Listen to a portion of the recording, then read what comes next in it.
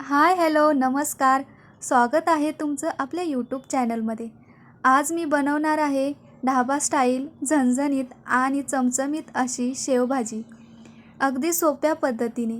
त्यामुळे व्हिडिओ शेवटपर्यंत बघा. अगदी कमी साहित्यामध्ये आणि घरगुती साहित्य वापरून ही भाजी बनते. चला तर मग आपण अगदी सोप्या पद्धतीने आणि झटपट अशी शेवभाजी बनवूया.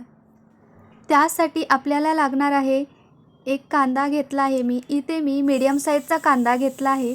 अर्धा कांदा मी उभा चिरून घेतला आहे आणि अर्धा बारीक चिरून घेतला आहे. उभा कांदा मी वाटण्यासाठी वापरणार आहे आणि बारीक कांदा फोडणीसाठी लागणार आहे. इथे मी एक टोमॅटो घेतला आहे, आलं लसूण आणि 2 चमचे तीळ घेतले आहेत आणि सुकं खोबरं घेतलं आहे. आता हे सर्व जिन्नस तव्यावरती व्यवस्थित भाजून घ्यायचे.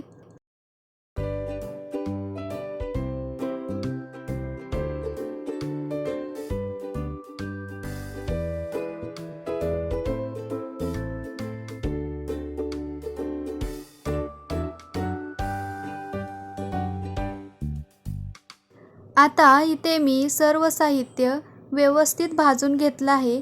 आता हे सर्व एकत्र करून मिक्सरला वाटून घ्यायचं. थोडं पाणी टाकून वाटलं तरी चालेल.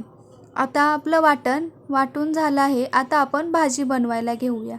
त्यासाठी इथे मी कढईमध्ये तेल टाकलं आहे. तेल तापल्यानंतर त्यामध्ये फोडणीसाठी जिरा टाकला आहे. त्याचबरोबर कांदासुद्धा लगेच टाकून घेतला आहे आणि त्यामध्ये मी थोडंसं मीठ घातलं आहे. त्यामुळे आपला कांदा व्यवस्थित फ्राय होईल. आता त्यानंतर आपण यामध्ये टोमॅटो घालणार आहे. टोमॅटो छान नरम होईपर्यंत छान फ्राय करून घ्यायचं आणि त्यानंतर यामध्ये आपले मसाले घालायचे.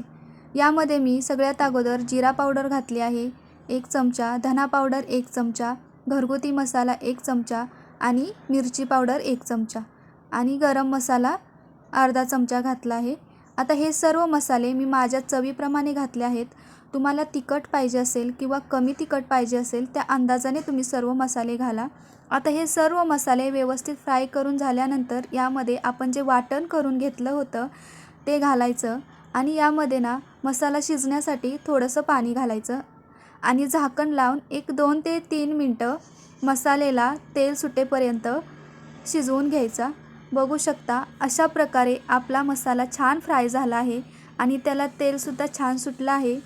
आता आपण यामध्ये आपल्याला जेवढं पाणी पाहिजे म्हणजे जेवढा रस्सा पाहिजे त्या अंदाजाने पाणी घालायचं. मी आहे ना 4 जणांसाठी भाजी बनवते, त्या अंदाजाने मी पाणी घातलं आहे. तुम्हाला जेवढं हवं असेल तेवढं तुम्ही पाणी घालू शकता. आता पाणी घातल्यानंतर एक 4 ते 5 मिनटं आपली भाजी उकळी येईपर्यंत छान अशी शिजू द्यायची. एक 4 ते 5 मिनटानंतर तुम्ही बघू शकता आपली भाजी छान अशी शिजली आहे. तिला छान उकळी आली आहे आणि बघू शकता कलरसुद्धा अप्रतिम असा आला आहे आणि आपली ही शेवभाजी चमचमीत आणि झणझणीत अशी शेवभाजी आता खाण्यासाठी रेडी आहे.